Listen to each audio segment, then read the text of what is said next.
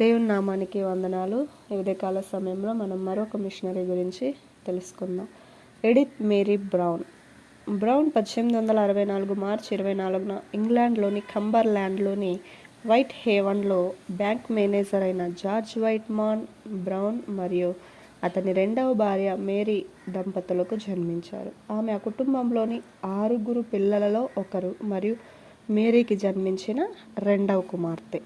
Brown తన విద్యను లాంకస్టైర్లోని మాంచెస్టర్లో ఉన్న ఒక స్వతంత్ర పాఠశాల అయిన మాంచెస్టర్ హై స్కూల్ ఫర్ గర్ల్స్లో ప్రారంభించి ఆ తర్వాత లండన్లోని బాలికల కోసం మాత్రమే ఉన్న స్వతంత్ర పాఠశాల అయిన క్రోయిడాన్ హై స్కూల్కు మారారు. స్కాలర్షిప్ గెలుచుకుని ఆమె కేంబ్రిడ్జ్లోని గిర్టన్ కాలేజీలో సహజ శాస్త్రాలను అభ్యసించారు.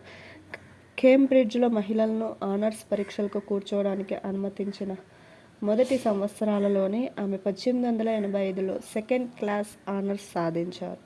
ఆమె అక్క మిషనరీ కావడంతో బ్రౌన్కు వైద్యం మరియు మిషనరీ పనిపై ఆసక్తి కలిగింది. ఆమె ఎక్సెటర్ హై స్కూల్ ఫర్ గర్ల్స్లోని సైన్స్ టీచర్గా తన వృత్తిని ప్రారంభించింది. ఆ తర్వాత బాప్టిస్ట్ మిషన్ సొసైటీ ఆమెకు వైద్యం చదవడానికి ఆర్థిక సహాయం అందించింది. ఆ తర్వాత ఆమె London School of Medicine for ఉమెన్లో చేరింది మరియు 1891లో స్కాటిష్ ట్రిపుల్ క్వాలిఫికేషన్తో పట్టభద్రురాలైంది. ఎడిన్బర్గ్లోని రాయల్ కాలేజ్ ఆఫ్ ఫిజిషియన్స్ యొక్క లైసెన్షియేట్, ఎడిన్బర్గ్లోని రాయల్ కాలేజ్ ఆఫ్ సర్జన్ యొక్క లైసెన్షియేట్ మరియు గ్లాస్గోలోని Royal College of Physicians and Surgeons యొక్క లైసెన్షియేట్. బాప్టిస్ట్ మిషనరీ సొసైటీ బ్రౌన్ను బొంబాయికి పంపింది. అక్కడ ఆమె నవంబర్ 1891న చేరుకుంది. భారతదేశంలోని వైద్య పరిస్థితులను చూసి ఆమె దిగ్భ్రాంతి చెందింది మరియు మహిళలకు, ముఖ్యంగా మంత్రసానులకు విద్యను అందించాల్సిన అవసరం ఉందని భావించింది.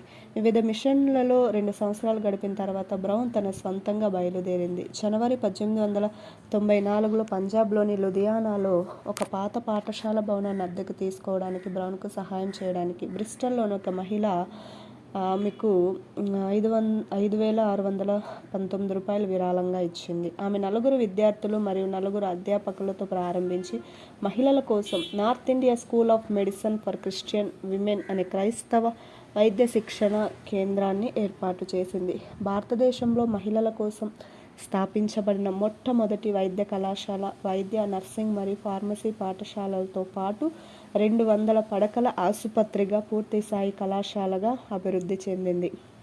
ఈ కళాశాలలకు పంజాబ్ ప్రభుత్వాల నుండి, అలాగే London, Edinburgh, Australia, Canada, United states మరియు న్యూజిలాండ్లోని మహిళా సహాయక బృందాల నుండి గణనీయమైన నిధులు అందాయి. ఈ పాఠశాలకు 1911లో క్రిస్టియన్ మెడికల్ కాలేజ్ లుధియానా అని పేరు మార్చారు. అయితే ఇది 1909 నుండి క్రైస్తవేతరులకు కూడా తన తలుపులు తెరిచింది. 1947లో బ్రిటిష్ ఇండియా విభజన సమయంలో పంజాబ్ భారతదేశం మరియు పాకిస్తాన్ మధ్య విభజింపబడింది. దీని ఫలితంగా లుధియానాలో వేలాది మంది ఉచ్చకోతకు గురయ్యారు. కళాశాల మరియు ఆసుపత్రిలోని చాలామంది ముస్లిం ఉద్యోగస్తులు పాకిస్తాన్కు పారిపోయారు. అయితే సిక్కు మరియు హిందూ శరణార్థులు సరిహద్దు దాటి వచ్చారు. హింస ఉన్నప్పటికీ కళాశాల మరియు ఆసుపత్రి దాడుల నుండి సురక్షితంగా ఉన్నాయి. ఆసుపత్రి తీవ్రంగా గాయపడిన వారికి అత్యవసర కేంద్రంగా మారింది. 1951 నవంబర్ నాటికి బ్రౌన్ భారతదేశానికి వచ్చిన 50వ వార్షికోత్సవం సందర్భంగా ఆ కళాశాల 411 మంది వైద్యులను, 143 మంది నర్సులను, 168 ఫార్మసీ డిస్పెన్సర్లను మరియు 1000 మందికి పైగా మంత్రసానులను పట్టభద్రులను చేసింది. బ్రౌన్ 1952లో ప్రిన్సిపాల్గా పదవీ విరమణ చేసి కాశ్మీర్కు వెళ్లారు. 1932 నూతన సంవత్సర గౌరవాలలో బ్రౌన్కు Dame Commander of the Order of the British Empire బిరుదు లభించింది. బ్రౌన్ 6 డిసెంబరు 1956న భారతదేశంలోని శ్రీనగర్లో తన హౌస్ బోట్లో 92 సంవత్సరాల వయసులో మరణించింది. ఆమెన్.